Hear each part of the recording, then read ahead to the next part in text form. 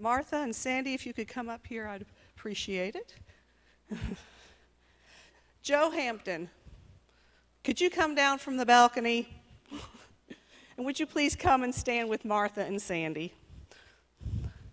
While Joe is coming down the stairs, I'd like to share a little bit of information with you.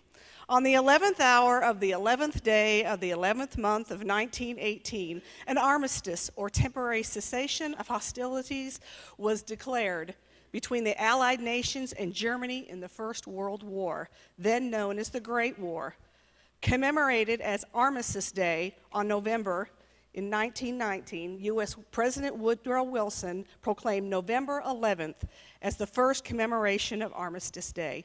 In the aftermath of World War II and the Korean War, Armistice Day became Veterans Day, a holiday dedicated to American veterans of all wars.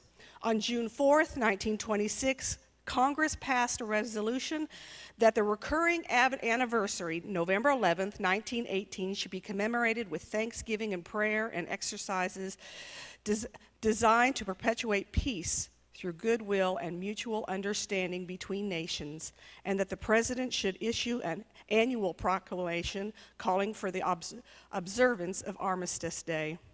November 11th became a legal federal holiday in the United States in 1938, and later President Dwight D. Eisenhower signed the legislation on June 1st, 1954. From then on, November 11th became a day all American veterans were honored for Veterans Day. The Quilt of Valor Foundation began in 2003 with a dream that was by the founder, Catherine Roberts, whose son, Nash, was deployed in Iraq. The mission of the Quilts of Valor Foundation is to cover service members and veterans touched by war with comforting and healing quilts of valor. The first Quilt of Valor was awarded in November 2003 at Walter Reed Army Medical Center to a young soldier from Minnesota who had lost his leg in Iraq.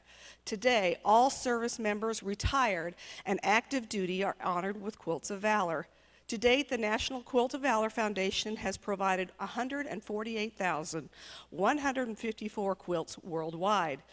Today, the First United Methodist Church thread-loving crafters are proud to award our fourth Quilt of Valor.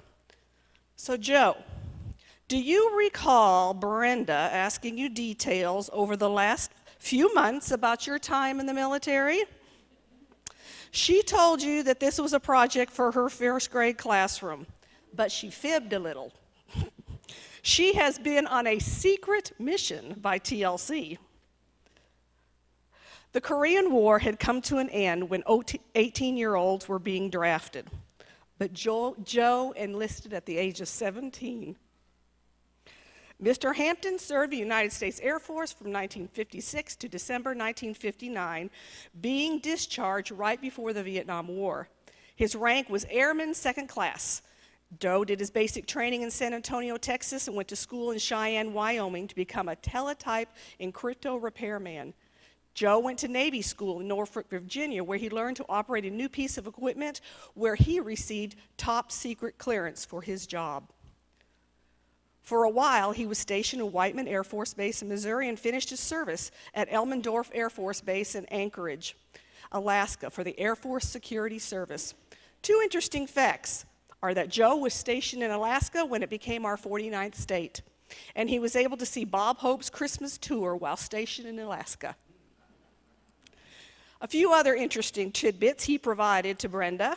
He tried rattlesnake meat while at the school in Wyoming.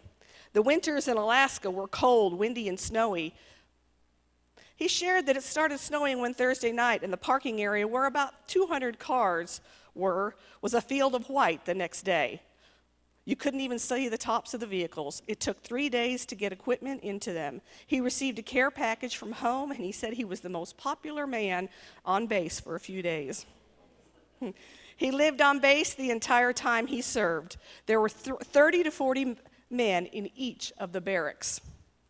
Brenda stated, "I think my parents led a very exciting life before they became parents, and his granddaughter Alexis loves for him to tell stories about his young life. When he came out of service, he delivered magazines, and Joe, he met his bride after he left the service, and she worked at Hickman's Pharmacy." Joe, thank you for your service.